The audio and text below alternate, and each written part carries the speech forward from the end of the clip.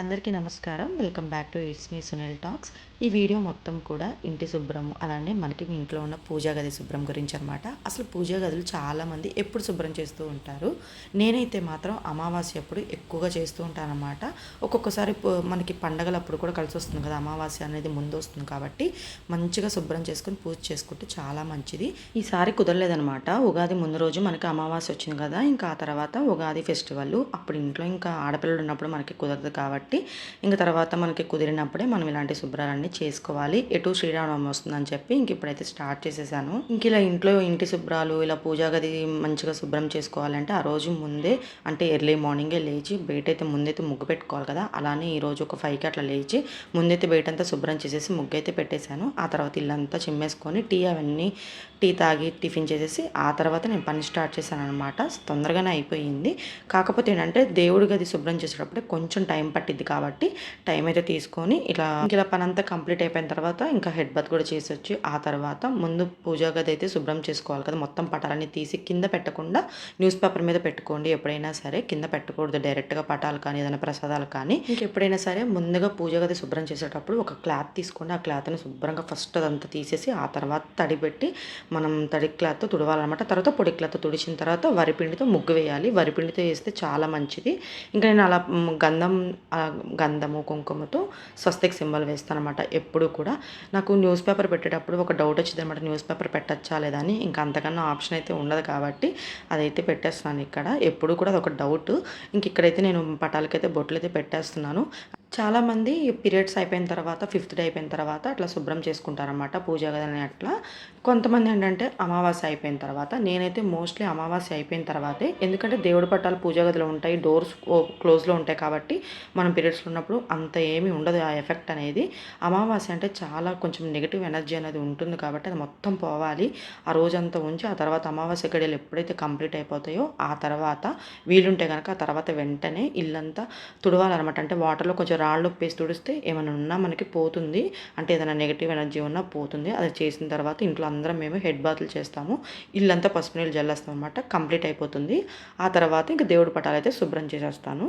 అట్లా పెట్టుకుంటాను అనమాట. లేదు అదంతా కుదరలేదు, అప్పుడు కుదరలేదు అంటే కనుక ఇంకా పీరియడ్స్ అయిపోయిన తర్వాతే నేను పూజా గది అనేది శుభ్రం అయితే చేస్తాను. అలానే ఎప్పటికప్పుడు మన బెడ్షీట్స్ కానీ మన ఫ్లోర్ మ్యాట్స్ ఉంటాయి కదా, అవి కూడా ఎప్పటికప్పుడు చేంజ్ చేస్తూ ఉండండి. మంచిగా ఉంటుంది. మనకి ఇంటికి రాగానే మన ఇంట్లో మన వాతావరణం అనేది కూడా బాగుంటుంది అనమాట. ఎప్పటికప్పుడు ఇల్లు శుభ్రంగా ఉంటే చూడంగానే కూడా మనకు మనసు కూడా ప్రశాంతంగా ఉంటుంది.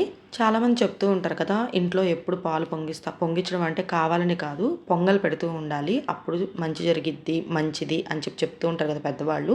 అందుకని చెప్పి నేను మంత్లీ పండగలు వచ్చినా రాకపోయినా ఒక 2 టైమ్స్ అట్లా పొంగల్ అయితే చేస్తూ ఉంటాను.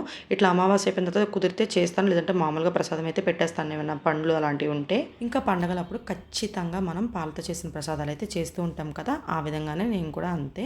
ఇంకా మంత్లీ ఎప్పుడన్నా నాకు అమ్మవారికి ప్రసాదం పెట్టాలంటే పాలతో చేసిన ప్రసాదం పెడతాను. అది కూడా అంటే చేయలేను, టైం లేదు అంటే కనుక పాలు కాచి అందులో బెల్లం ముక్క వేసి పెడతాను అనమాట. అటుకులు, పాలు, బెల్లం ముక్క ఈ 3 కలిపి అయితే పెట్టేస్తాను. ప్రసాదము చాలా మంచిది. అన్నిటికన్నా బెల్లం ముక్క పెడితే ఇంకా మంచిది. ఇంక ఇక్కడైతే నేను పాలతో ప్రసాదం అయితే చేస్తున్నాను, పొంగల్ చేస్తున్నాను. దేవుడి పటాలన్నీ శుభ్రం అయితే అయిపోయినాయి. నేను అవన్నీ కూడా తోమేశాను అనమాట. మనం దీపారాధన చేసుకునే కుందెలు ఉంటాయి కదా, అవి కూడా ఆల్రెడీ తోమి పక్కన పెట్టి ఉంచేసుకున్నాను. ఇంకా ప్రసాదం అయిపోగానే దేవుడి దగ్గర పెట్టి పూజ చేసుకోవాలి. ఇంకొక సైడు పొంగలి, ఇంకొక సైడు పాలు అయితే కాగబెడుతున్నాను. ఇంకా పొంగల్లోకి జీడిపప్పు ఇవన్నీ నెయ్యిలో వేయించి, నాకు మంచిగా నెయ్యి స్మెల్ రావాలన్నమాట. దేవుడికి పెట్టేటప్పుడు ఆ నెయ్యి అంతా స్మెల్ రావాలి. ఆ స్మెల్కి దేవుడు తినేసేయాలి అన్నంత ఇంట్రెస్ట్తో చేస్తాను అనమాట. పొంగల్ అనేది టేస్ట్గా రావాలి. ఇంకొకటి చాలామంది చెప్తూ ఉంటారు కదా, పొంగల్ అసలు మాడకూడదు దేవుడికి పెట్టేటప్పుడు అని. అందుకని చెప్పి జాగ్రత్తగా అక్కడే నించొని చేస్తూ ఉంటాను. ఈ బెల్లం పగలగొడతాం అనేది నాకు పెద్ద టాస్క్ అనమాట. ఇంకా పొంగల్ కూడా రెడీ అయిపోవచ్చింది. ఇంక ఈలోపు మా హస్బెండ్ని కిందకి పంపించానమాట. మారేడు చెట్లు ఉంటాయి, అవి కొన్ని కోసుకురమ్మని చెప్పాను. ఇంకా అవి తీసుకొచ్చిన తర్వాత ఇంకా ఇక్కడ కూడా నేను పూలు కొంచెం మా చెట్టుకు ఉన్నాయన్నమాట పూలు, అలానే తులసి ఆకులు అవి కూడా కట్ చేసి ఇంకా దేవుడి దగ్గర అయితే పెట్టేయాలి. వెంకటేశ్వర స్వామికి వీలు ఉంటే మీకు తులసి మొక్కలు ఉంటే కనుక సాటర్డే కానీ లేదంటే మనకి బుధవారం గురువారాల్లో కానీ అట్లా పెట్టి దండం పెట్టుకోండి, చాలా మంచిది. అలానే మారేడు చెట్టు ఉంటే కనుక వీలుగా ఆకులు తెచ్చి మనకి మారేడు ఆకులు తీసుకొచ్చి శివయ్యకి పెట్టండి, చాలా మంచి జరుగుతుందని నేనైతే నమ్ముతాను. మీరు కూడా నమ్మండి, మంచే జరుగుతుంది. అసలు చాలా మందికి ఉన్న డౌట్ ఏంటంటే ఎన్ని ఒత్తులు పెట్టాలని. ఎప్పుడైతే యూట్యూబ్ వచ్చిందో అప్పటి నుంచి డౌట్స్ అనమాట. అంతకుముందు అందరూ నార్మల్గానే మన ఇంట్లో మన అమ్మ వాళ్ళు అమ్మమ్మలు ఎలా అయితే చేస్తారో అలానే ఫాలో అయ్యాము. ఎప్పుడైతే సోషల్ మీడియా వచ్చి యూట్యూబ్లో అందరూ అనేక విధాలుగా చెప్పారో అప్పుడే కన్ఫ్యూజన్ అనమాట. ఇంకా నేనైతే అవైతే ఏమీ పట్టించుకోలేదు. ఎప్పుడు కూడా ఇలా 3 ఒత్తులు వేసి అయితే చేస్తానన్నమాట. కామాక్షి దీపంలో ఒక 3 ఒత్తులు, ఇలా ఒక్కొక్క దాంట్లో ఒక్కొక్క 3 ఒత్తులు వేసి చేస్తాను. నాకు అలా చేయాలనిపిస్తుంది అంతే. మీకు ఎలా అనిపిస్తే అలా దేవుడి దగ్గర మనసులో ఏమీ పెట్టుకోకుండా దేవుడి కోసం పూజ చేయండి. దీపారాజన ఉండాలి దేవుడి దగ్గర. అది మంచి మనసుతో చేయండి. కోరికలు కూడా ఎక్కువ కోరుకొని దేవుడిని ఇబ్బంది పెట్టకూడదు కదా. సో అందుకని చెప్పి మనసంతా ప్రశాంతంగా ఉంచుకొని పూజ అయితే చేసుకుంటే చాలా ప్రశాంతంగా ఉంటుంది. ఇక నేను పూజ చేసేటప్పుడు నేనైతే తీయలేదు, మా ఇంట్లో వాళ్ళు తీశారనమాట. నేనైతే ప్రశాంతంగానే చేసుకున్నాను పూజ అనేది. మీరు అనుకోవచ్చు, చెప్తున్నారు కదా మరి మీరు ఎందుకు వీడియో తీస్తే పూజ చేస్తున్నారు అని మీరు అనుకోవచ్చు. కాదు, నేను తీయట్లేదు, నేను నా వంతు నేను పూజ చేసుకుంటానే ఉన్నాను ఫ్లోలో.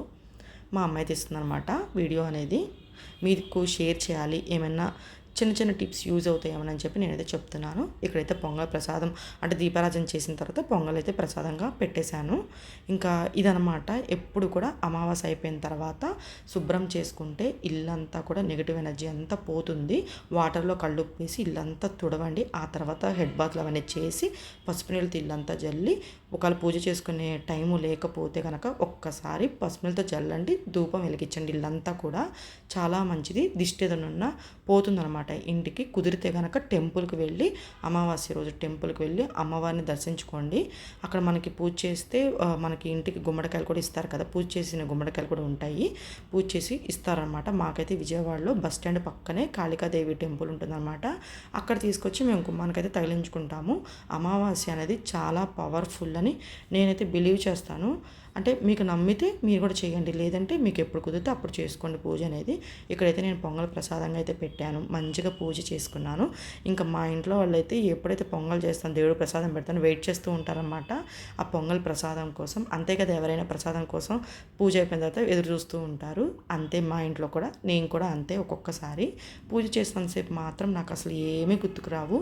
పూజ చేసేంతసేపు కూడా ఇంకా అట్లా పటాలను చూడాలనిపిస్తూ ఉంటుందన్నమాట. మీకు ఈ వీడియో కొంచెమైనా యూస్ఫుల్ అవుతుంది అనుకుంటున్నాను. ప్లీజ్ సబ్స్క్రైబ్ చేసుకోండి. మరిన్ని మోర్ అప్డేట్స్తో నెక్స్ట్ వీడియోలో కలుద్దాం.